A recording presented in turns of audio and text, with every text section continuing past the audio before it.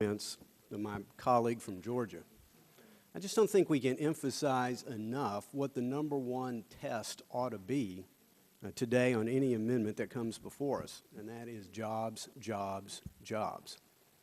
Since the President's economic stimulus plan was passed, we had another 3 million of our fellow countrymen lose their jobs.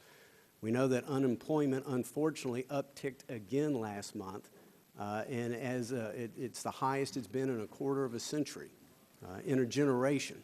So I'm concerned about any amendment, and as I read the amendment myself, yes, we go down the road of mandatory exchange trading. And I fear at a time when the economy is in a huge capital contraction, that this committee continues to pass legislation, continues to pass amendments that exacerbate it, that is pro-cyclical, that takes a bad situation and makes it worse.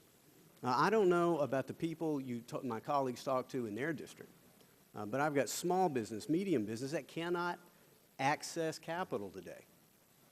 If we want people to make capital available in our system for job creation, we shouldn't be lessening their ability to manage their risk with any type of derivative product that they think is necessary. Again, the capital requirements, the margin requirements at a time when we desperately need capital to create jobs will instead be taken into some type of mandatory exchange system, and to achieve what? I still question this.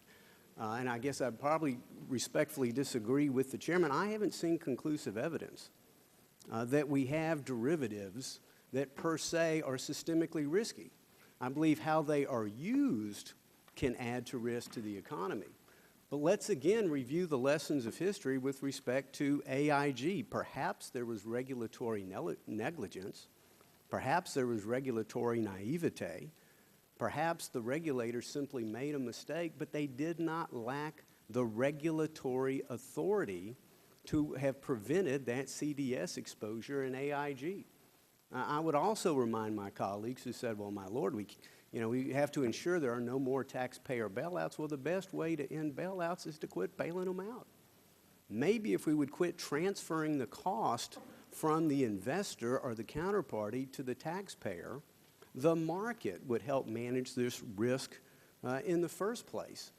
But there are so many different derivatives that are really only bound by the imagination of the American people. People always have different risk tolerances, they have different investment portfolios, they have different capital needs, and going down the road to restrict this, again, I think is just going to be pro-cyclical and harm job creation at a time when we desperately need capital to create more jobs. And so I would urge the committee not to go down this road, and whether we're pointed 10 degrees, 90 degrees, 160 degrees, it seems like the compass is kind of spinning at the moment. I think it is simply the wrong direction. With that, I yield back the balance of my time. I'm going to recognize the gentleman from Florida, but first